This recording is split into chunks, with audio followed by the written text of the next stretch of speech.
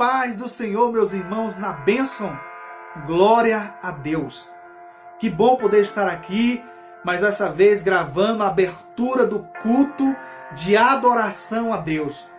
Eu quero dizer para os irmãos que estou com saudade, deixo um abraço para os irmãos. Eu convido nesse momento você se conectar no céu, a adorar o Senhor em espírito e em verdade. Para o que está fazendo, se possível, pegue esse vídeo, conecte no YouTube, na televisão, para ficar mais à vontade. Se não der, fique no celular mesmo. Vamos adorar o Senhor. Para o que está fazendo, é um culto, irmão. Vamos adorar a Ele. Então tem que parar nesse momento. Chama o seu esposo, chama a sua esposa, chama os seus filhos e vamos engrandecer a Deus. A presença de Deus vai estar na sua casa. Deus tem uma palavra ao seu coração. Deus quer falar através dos hinos ao seu coração. Só se conecta agora nesse culto. Convido você a pegar a sua palavra, a poderosa palavra de Deus, a Bíblia Sagrada, ou então ligue a sua Bíblia e vamos estar lendo um versículo para a abertura desse culto. Salmo 150. Salmos 150. Amém? Glória a Deus. Salmo 150. Diz assim a palavra do Senhor: louvai ao Senhor, louvai ao Deus o seu santuário, louvai no firmamento do seu poder, louvai pelos seus atos poderosos, louvai conforme a excelência da sua grandeza, louvai com som de trombetas, louvai com saltérios e harpas, louvai com flauta, louvai com instrumento de corda, louvai com símbolos sonoros, louvai com símbolos artissonantes. Tudo quanto tem fôlego, louve ao Senhor. Convido você a fazer isso aqui, ó. Solta. Isso quer dizer que você está vivo. Então eu convido você a adorar a Deus, a dar o melhor para Deus nessa noite. Porque a sua adoração, irmãos, vai chegar diante de Deus. E que ela possa chegar diante de Deus em cheiro suave. Amém? Louvado seja Deus. Eu convido a você a fechar os seus olhos e vamos orar dando início a esse culto de adoração. Senhor, meu Deus, Pai, estamos nesse momento, Senhor, reunidos para te adorar, Senhor, para engrandecer o teu santo nome. Que teu Espírito Santo possa estar aqui presente no meu lar, na minha casa, aonde eu estiver, Senhor, que teu Espírito Santo possa estar aqui. E que através desse culto de adoração a Deus, o Senhor possa receber, Senhor, com um cheiro suave diante do seu trono. Que o Senhor venha renovar a cada coração nesse momento, através dos hinos, através da palavra, renova os nossos corações e nos fortaleça cada dia, para que cada dia nós possamos vencer esse mundo. Pedimos a tua bênção sobre a vida de cada um, em nome de Jesus. Que Deus assim os abençoe, fiquem na paz, amém, fica na bênção.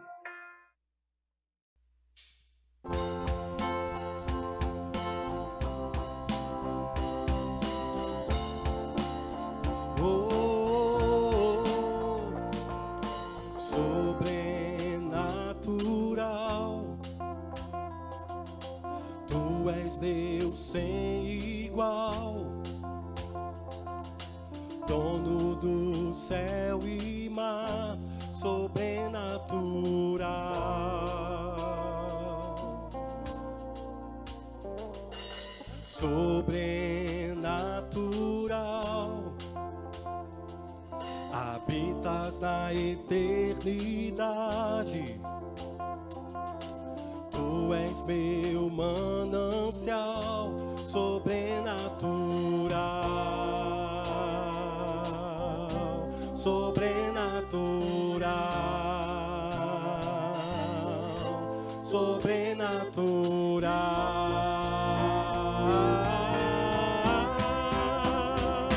Deus da minha vida, tu és Deus, e dos céus também és Deus, e dos mares tu és Deus, sobrenatural, dessa terra.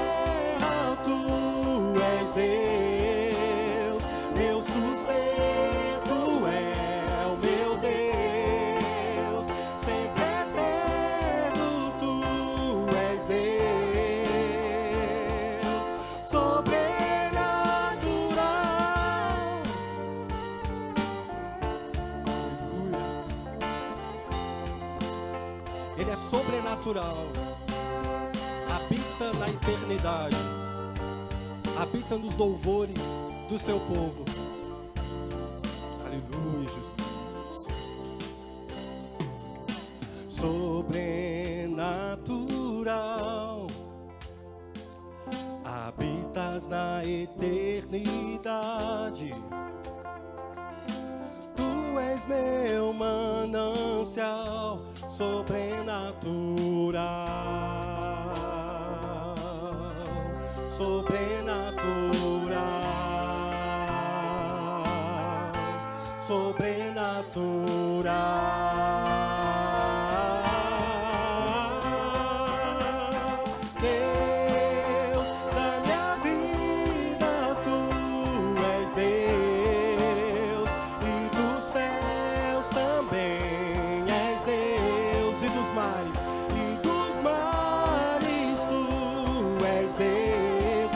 Sobrenatural, sobrenatural, dessa terra tu és Deus, meu sustento é o meu Deus, sempre eterno tu és Deus, sobrenatural, Deus da minha vida.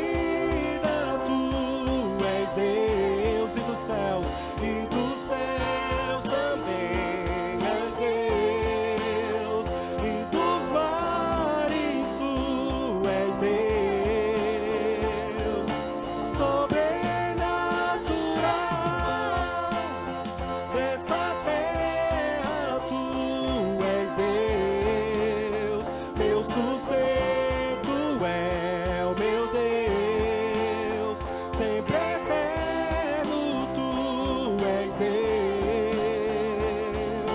sobrenatural. Aleluia, nós te louvamos, Senhor. O Senhor é digno de todo louvor.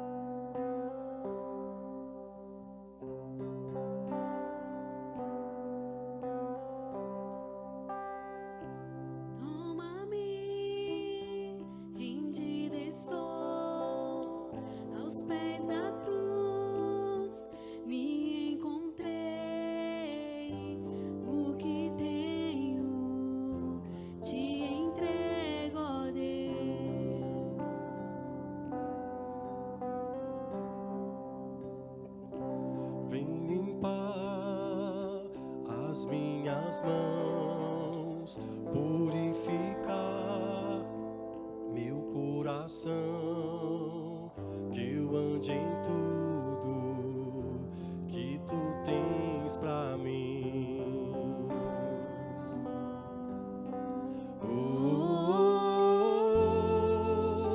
Eis-me aqui, rendido estou.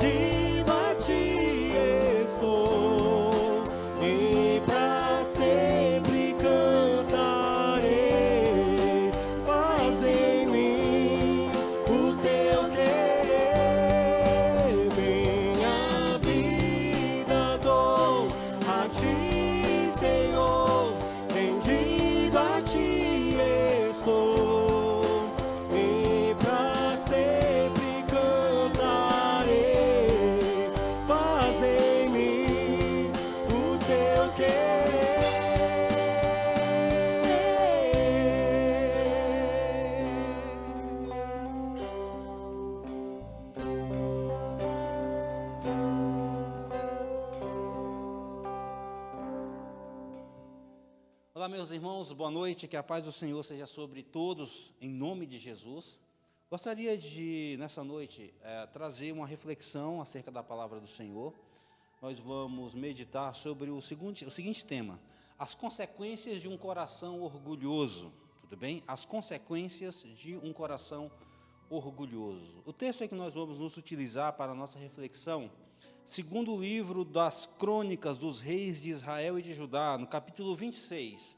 Eu quero contar para vocês, resumidamente, um pouco da história do rei Uzias. Quem foi o rei Uzias, ou o rei Azarias, que é a mesma coisa. Essa história está no livro das Crônicas, como eu mencionei, e faz muito sentido a gente entender um pouco o que é o livro das Crônicas. Por que existe o livro das Crônicas? Por que a gente percebe que tem um primeiro e segundo livro? Por que existe o primeiro e segundo livro dos reis de Israel e de Judá? Por que existe o primeiro livro de Samuel e o segundo livro de Samuel? A princípio, os livros eles eram apenas um livro só, ou seja, existia um livro de Samuel, um livro de reis e um livro de crônicas. E o que é muito similar é o livro de crônicas e o livro de reis. Por quê? E aí tem uma diferença gritante que, se você não perceber isso, você vai trazer algumas confusões no momento em que você for ler. A primeira delas é o tempo em que esses livros foram escritos. O livro dos reis foram escritos antes do cativeiro da Babilônia, tudo bem? E o livro de crônicas foi escrito depois do cativeiro da Babilônia. A intenção do livro dos reis era para relatar a história dos fatos dos reis de Israel e de Judá.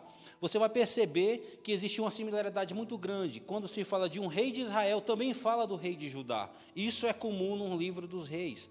Já no livro das crônicas, raramente ele vai fazer isso. Ele quer mais enfocar o que exatamente? Ele quer enfocar o registro das pessoas que estão voltando do cativeiro da Babilônia.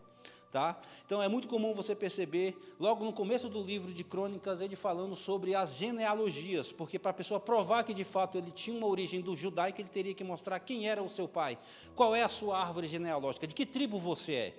Você é de Judá, então quem era seu pai, quem foi seu avô, e por assim vai. Então a pessoa deveria provar quem de fato ele era, e se de fato ele era um judeu.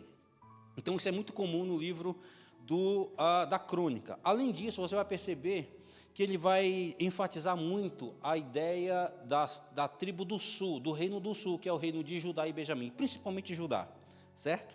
Então ele vai falar muito sobre os reis de Judá, ele vai sempre trazer a ideia de registro de pessoas, e isso é muito comum para o livro das crônicas dos reis de Israel e de Judá.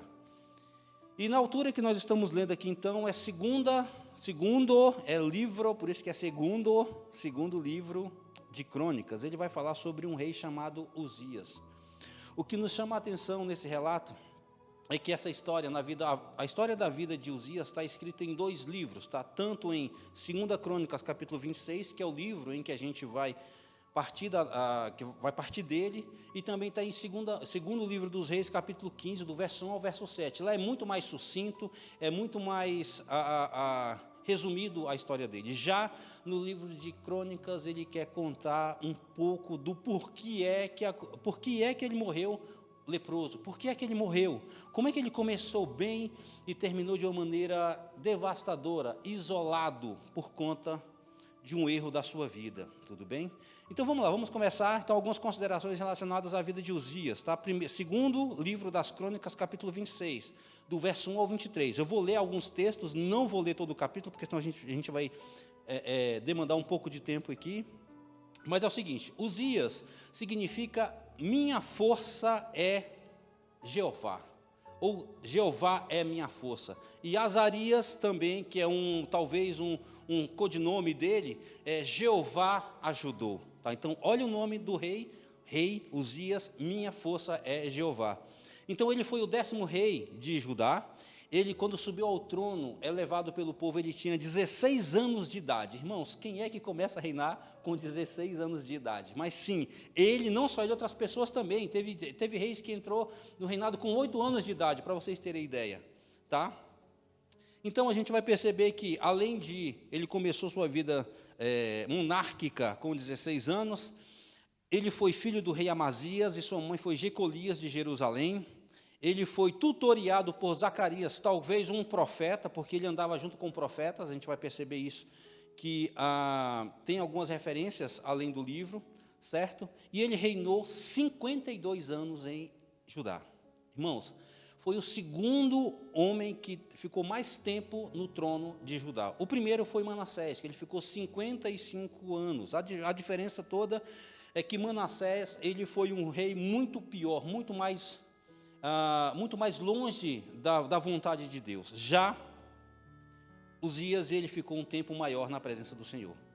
Primeira coisa, então, que eu quero chamar a atenção dos irmãos é a ascensão do rei Uzias. A ascensão dele vai do versículo 1 ao versículo 5, que diz assim: todo o povo de Judá proclamou rei a Uzias, que tinha 16 anos, em lugar de seu pai Amazias. Ele reconquistou Elate para Judá e a reconstruiu depois que o rei havia descansado com seus pais.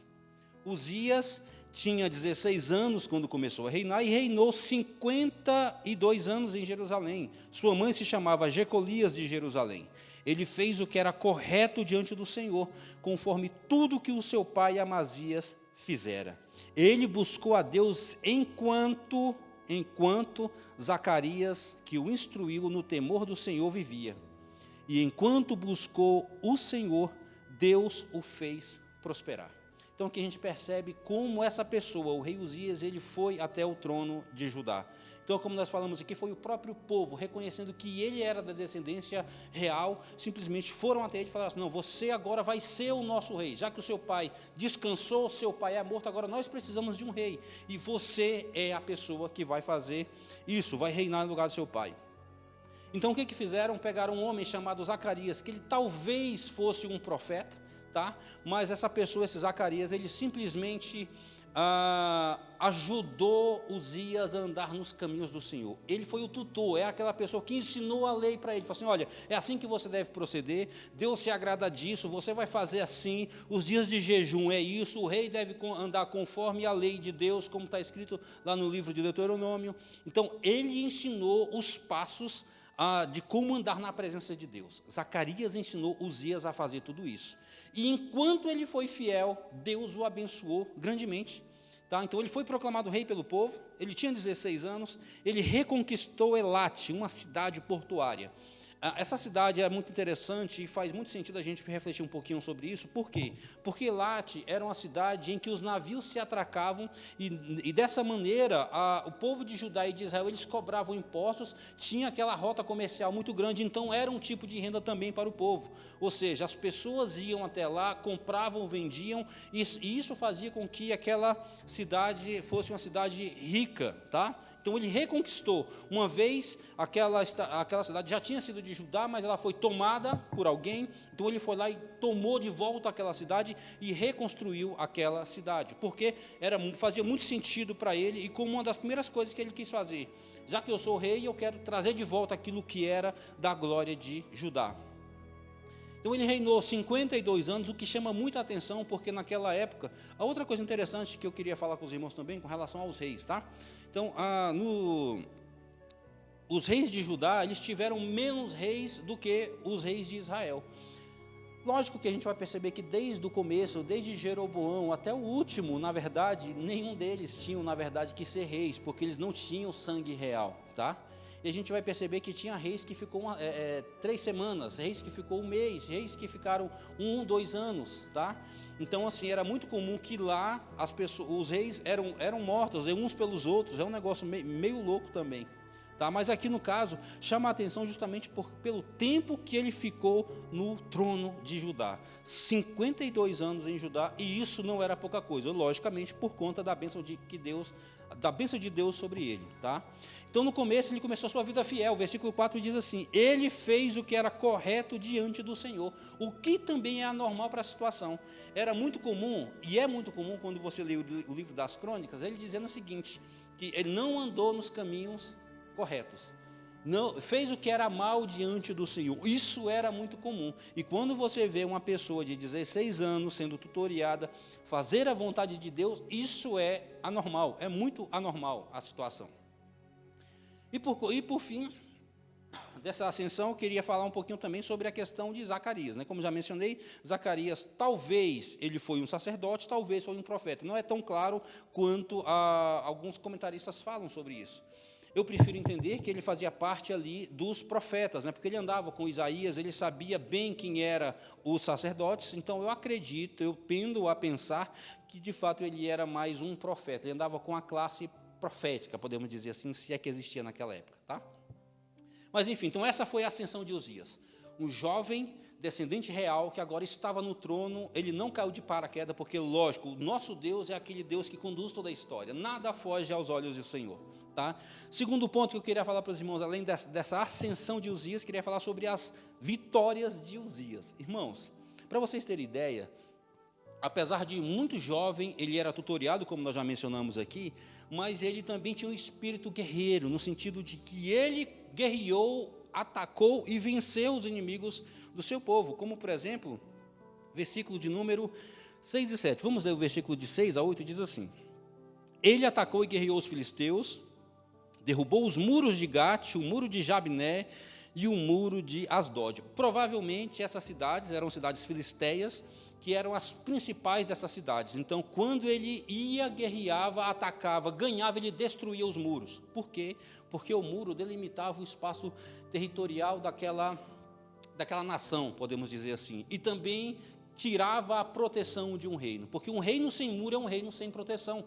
Tá? Então, nesse caso, o que ele fazia? Ele simplesmente ia lá, ganhava dos inimigos, o pior inimigo de Israel, que eram os filisteus, né? Judá, nesse caso, e ele venceu Gate, Asdod e Jabné.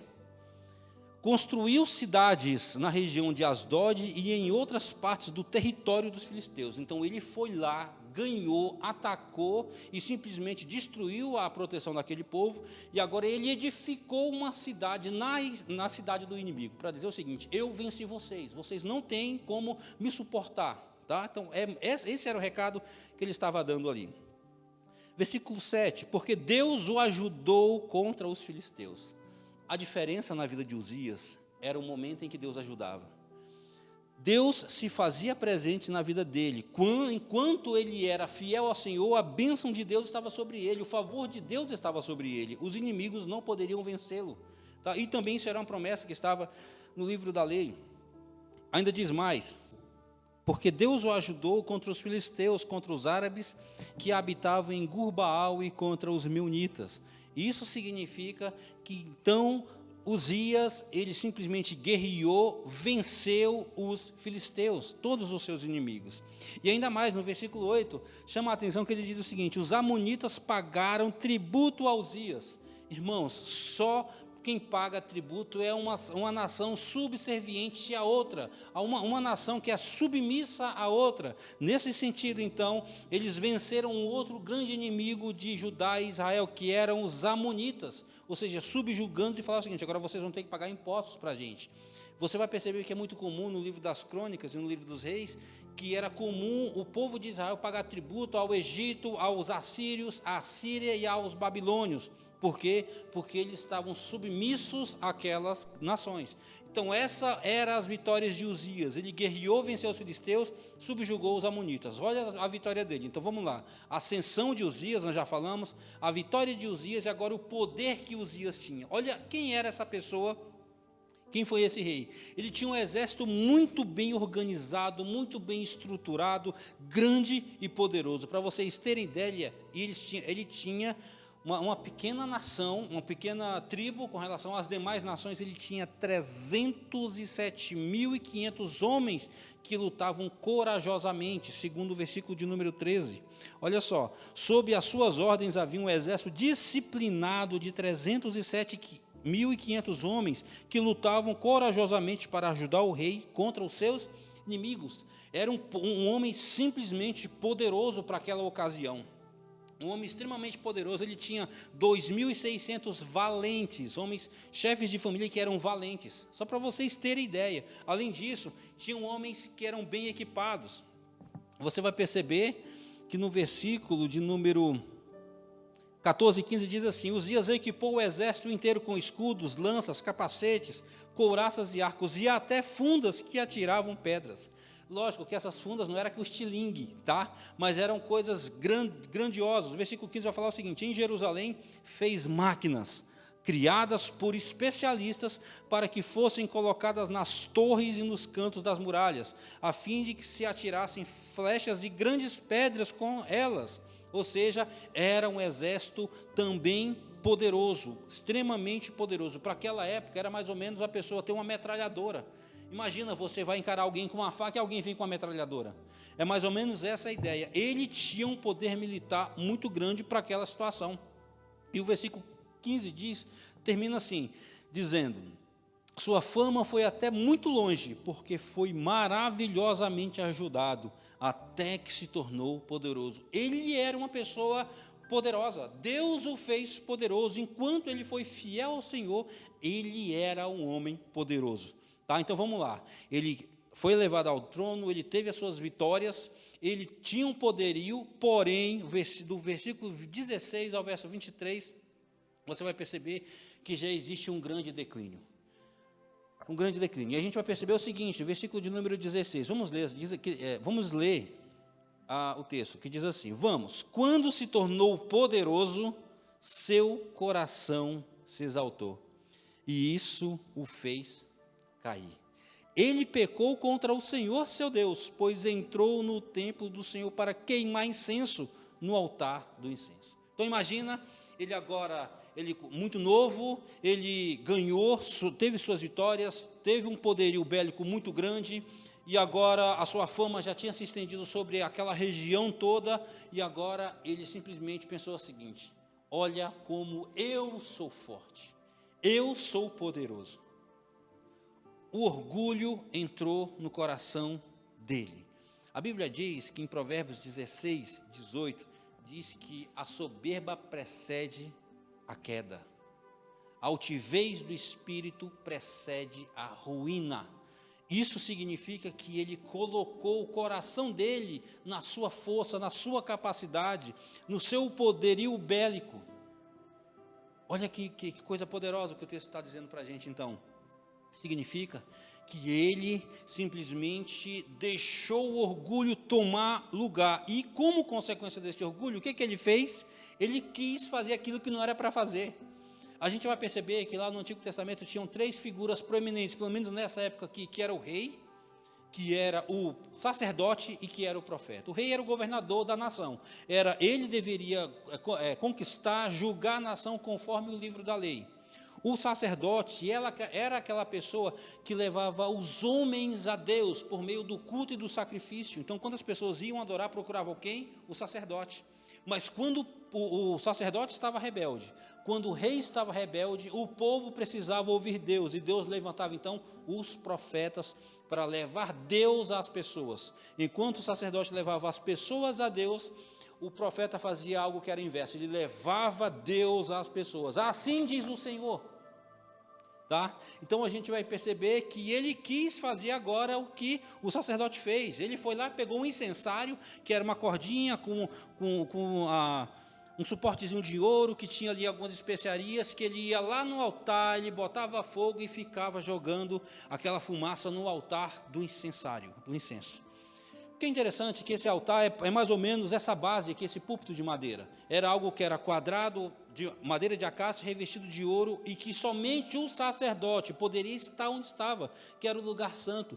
Somente ele, uma vez que ele pegou o incensário, foi no altar, colocou fogo no incenso, e aquele aroma, que ele ficava rodeando, aquilo sim, somente o sacerdote poderia fazer, porque aquilo representava e apontava para as nossas orações, que subiam como aroma suave. Isso era dever do sacerdote, mas não, agora eu sou o rei, agora eu posso fazer isso. O coração orgulhoso quer fazer aquilo que não é para ele fazer.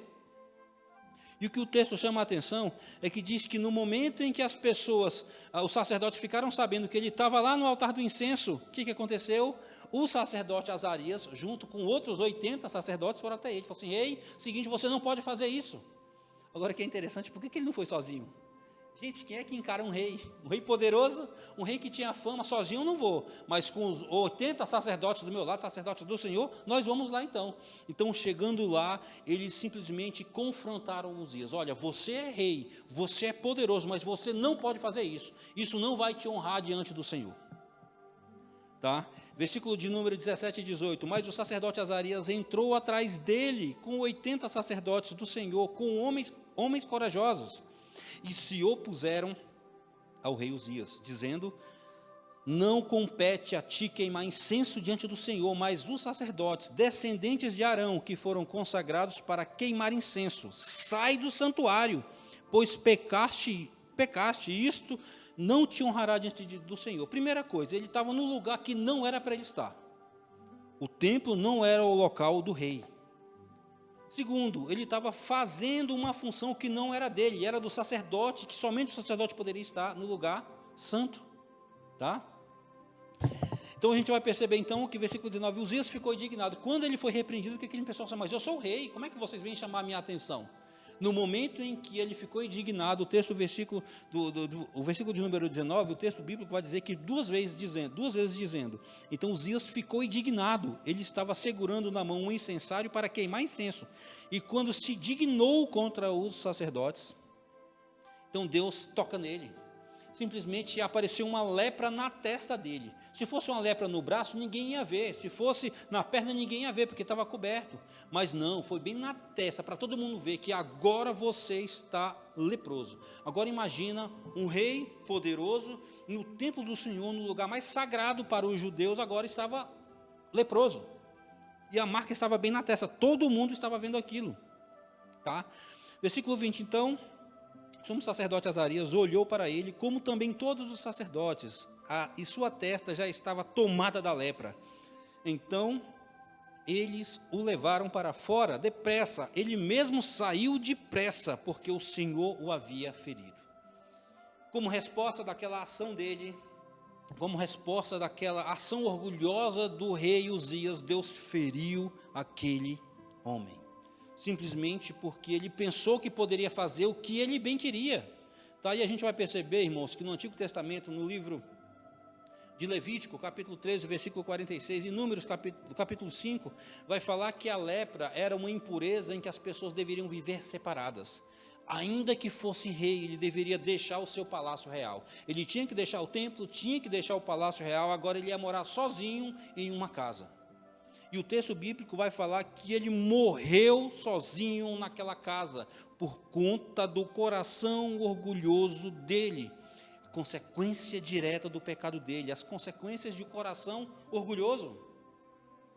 Então, simplesmente, uma vez que seu filho Jotão foi encarregado do palácio real e governava o povo. Agora, ele estava isolado numa casa, agora estava em isolamento social. Estava isolado. Só que o que é interessante é que no momento em que ele foi leproso, ficou leproso, ele não morreu imediatamente. Logicamente o texto bíblico não diz quanto tempo depois ele morreu, mas ele morreu. A Bíblia vai falar que ele ficou separado. Enquanto ele ficava numa casa separada, o filho dele, Jotão, começou a se encarregar das coisas reais. Versículo 21. E o rei Uzias ficou leproso até o dia da sua morte. E por ser leproso, morou numa casa separada, pois foi excluído do templo do Senhor. Isso significa que agora era o fim. Já era. Por quê? Porque ele simplesmente passou por cima da vontade de Deus. E o fim de Uzias foi como? Foi morar sozinho, isolado em uma casa. Ele morreu solitário e sempre foi lembrado, está sendo lembrado, inclusive agora, de que ele morreu como um leproso. Gente, a lepra para aquela época, a gente vai perceber isso muito no Novo Testamento, Jesus curando os leprosos, mas um leproso, ele vivia sozinho, ele vivia em uma comunidade, no leprosário, para vocês terem ideia. Quando uma pessoa se aproximava do leproso, ele tinha que falar em alto e bom som: leproso, leproso, leproso, porque se esse leproso tocasse em alguém, esse leproso iria morrer. Ele já estava condenado à morte. Mas tudo isso aconteceu por conta de um coração orgulhoso. Um homem que fica 52 anos no reinado. um homem que foi elevado, e enquanto ele foi fiel ao Senhor, Deus o abençoou poderosamente, tornou um homem famoso, poderoso, com um poderio bélico extremamente grande para aquelas ocasiões. E esse texto bíblico, então, irmãos, nos ensina para uma aplicação para as nossas vidas. Primeira coisa que eu aprendo com esse texto, eu queria compartilhar com os irmãos, é que podemos precisar de pessoas para nos instruir nos caminhos do Senhor, mas isso não pode nos tornar dependente dessa pessoa. Zacarias foi a pessoa levantada por Deus para instruir Uzias nos caminhos do Senhor. Só que chega um determinado momento em que Zacarias morreu, e no momento em que ele morreu, o pecado então tomou conta. Isso significa que nós precisamos de pessoas. Deus coloca pessoas nas nossas vidas para mostrar o caminho, para andar conosco, para deixar a gente ir sozinho. Eu lembro que quando eu me converti, o nosso pastor, ele todo sábado, 5 horas da tarde, já tinha agendado. Ele ia na casa da minha tia e eu ficava ali 1 hora com ele ensinando, me dando um questionário, dando leitura bíblica para eu fazer. Mas chega um momento que ele, opa, já que você já consegue já ler uma apostila, já sabe o que é a Bíblia, toma um livrinho aqui, lê a Bíblia, lê esse livro também. E você começa a andar sozinho. Lógico que todo mundo precisa de pessoas para te instruir, para te tutoriar, isso é fato. O que não pode acontecer é de você deixar pessoas servirem a Deus por você. Nós devemos servir a Deus, nós temos condições, Deus vai nos dar condições para servirmos a Deus. O próprio Jesus falou: aprendei de mim, porque sou manso e humilde de coração. Pessoas nos ajudam, mas nós não dependemos de pessoas, nós dependemos de Deus. É muito bom pessoas do nosso lado para nos instruir, para nos cativar, para nos mostrar o caminho, para nos ensinar. Isso é bênção de Deus, porém essa pessoa não pode servir a Deus por mim. Vai ter um momento em que meu pastor não está vendo, vai ter um momento em que minha esposa não vai estar vendo, mas Deus vai estar vendo. E aí entra a questão: o que eu tenho feito com aquele conhecimento que eu tenho adquirido? Então, precise de pessoas, dependa de Deus. Uma outra coisa que eu aprendo aqui é temos que cuidar do nosso coração para que não sejamos enganados por nosso orgulho. Irmãos, eu já falei aqui algumas vezes na nossa igreja e falo isso constantemente lá em casa. Uma das coisas que eu luto muito é contra o orgulho. Porque às vezes a gente olha e fala assim: meu Deus, essa pessoa está pregando, eu prego melhor do que ela. Mas e quem disse que Deus depende da sua pregação para o reino de Deus crescer? Deus quer você, Deus quer a mim, mas é Ele que é o dono da seara, é Ele quem faz o crescimento, é Ele quem dá tudo para que tudo isso aconteça. Então nós temos que lutar contra o nosso orgulho. Nós somos orgulhosos. A gente pensa que a gente faz as coisas melhores que os outros. Eu ensino melhor, eu prego melhor, eu toco melhor, eu canto melhor, eu visito melhor. Tudo é... Não, irmãos, eu vou falar um negócio para você. Deus chama pessoas com chamados distintos. Eu queria muito cantar. Deus sabe o quanto que eu queria cantar na frente com violão, mas eu não tenho talento para cantar. Eu sou convicto disso, eu arranho algumas notas, porém, eu sei do meu chamado, que é pregar e ensinar, disso eu tenho certeza. E a cada dia eu penso: Deus me ajuda, porque senão eu não quero deixar com que esse orgulho tome conta do meu coração. O orgulho dele levou à morte. A gente vai perceber que Saul também, por conta do orgulho e da pressa dele também, ele pensou o seguinte: já que eu sou o rei, Samuel não chegou, eu posso fazer isso. E foi lá e simplesmente também quebrou a cara. Davi também, o nosso rei Davi, segundo Samuel 24, diz que ele fez o censo, levantou o censo para saber quantas pessoas estavam sob a sua responsabilidade. Eu sou o rei, quero saber a extensão das pessoas que estão me servindo. Eu quero saber o que eu conquistei. Então Deus vai lá e simplesmente quebra Davi. Então temos que cuidar muito do nosso coração. Nosso coração é, como diz uma frase, que é uma terra que ninguém anda. Somente Deus, o Senhor, conhece o nosso coração. Que Deus cuide do nosso coração. E por último, irmãos, queria falar para os irmãos também, como uma aplicação, que o pecado é algo sério. Pecado é algo sério e tem suas consequências sérias, devastadoras, não importa a nossa posição ou título. Você pode ser presbítero, você pode ser pastor, você pode ser diácono, você pode ser professor, você pode ser deputado, senador, presidente, não interessa a sua posição, não importa o seu título. Eu tenho pós-doutorado, eu sou doutor, sou mestre, sou pós-graduado, sou bacharel, sou licenciado. Isso não interessa. O pecado não leva isso em conta. Pecado é pecado independente da posição, independente do título. E a gente vai perceber que o pecado ele não olha para o seu título. Não, nada disso. Então o pecado é algo sério. Tá? O pecado é algo sério. Então fica com essa reflexão, irmãos. Então só para reprisar, Uzias, ele foi a ascensão de Uzias, as vitórias de Uzias, nós falamos aqui, o poderio de Uzias, o declínio e a queda, a morte e o fim de Uzias. Que a gente aprenda com o Senhor, que o Senhor Jesus nos ajude, colocando pessoas no nosso caminho para nos ajudar, para nos doutrinar, para nos discipular, mas lembre-se, as pessoas não devem viver a sua vida por você, é você quem tem que orar, é você quem tem que jejuar. Que Deus nos ajude a cuidar do nosso coração, entrega o nosso coração ao Senhor. A Bíblia diz assim, confia no Senhor e não no seu entendimento. Não sejam sábios aos seus próprios olhos, somente o Senhor quem cuida do nosso coração. Então que Deus nos ajude a cuidar disso. E por último, o pecado é algo sério. Amém? Que Deus abençoe os irmãos poderosamente, que a bênção do Senhor seja sobre todos, em nome de Jesus. Amém? Amém. Então vamos orar, agradecendo a Deus por essa palavra, em nome de Jesus. Pai, eu quero te dar graças em nome de Jesus, por essa rica e poderosa oportunidade que o Senhor me concedeu, meu Pai, de poder estar meditando com os irmãos e trazendo aqui uma reflexão da palavra do Senhor. Que o Senhor venha aplicar essas verdades bíblicas que foram, ó Deus, administradas nessa noite em cada coração. Ó Deus, visita cada irmão que se encontra, meu Pai, no seu lar nesse momento. Aqueles irmãos que estão com medo, aqueles irmãos, ó Pai, ó Deus, que estão apreensivos, meu Pai, pela situação do nosso país. Ó Deus, cuida, meu Pai, de cada um deles em nome de Jesus. Alegra o seu coração, continua cuidando como tens cuidado, ó Pai. Cuida da nossa família, cuida da vida do nosso pastor, da sua família pastoral, em nome de Jesus. Derrama a tua bênção sobre nós, em nome de Jesus. E que eu acredito que o mais rápido possível nós vamos estar aqui juntos, meu Pai, para a glória do Senhor, louvando e exaltando o teu nome na casa e no templo do Senhor. Ó Deus, em nome de Jesus. Amém.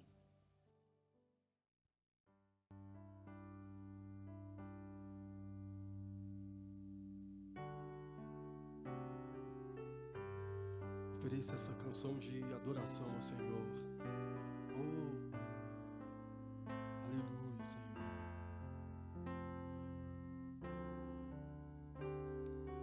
Quão formoso és, Rei do universo, sua glória enche a terra e enche os céus. Sua glória enche a terra, sua glória enche os céus, sua glória enche minha vida, Senhor.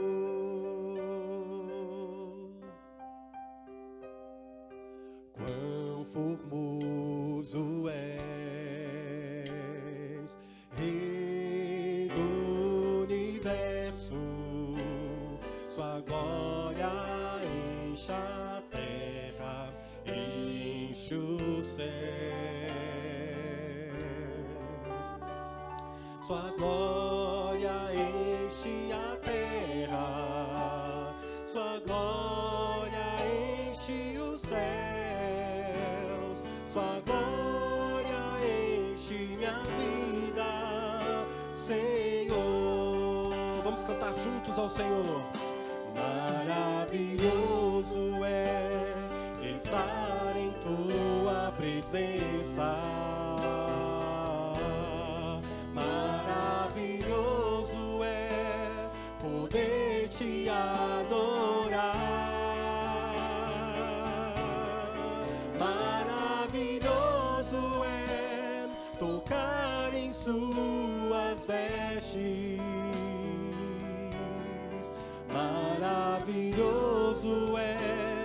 te contemplar, Senhor. Passamos dessa canção de adoração ao Senhor, o momento em que nós cultuamos a Deus, em que nós oferecemos em atitude de adoração, de rendição ao Senhor o seu nome. Como é maravilhoso estar na sua presença, Ele é maravilhoso. Vamos cantar juntos? Maravilhoso é estar em tua presença, maravilhoso é poder te adorar, maravilhoso é tocar em suas vestes, maravilhoso é te contemplar, Senhor. Maravilhoso é te contemplar, Senhor. Maravilhoso é te contemplar.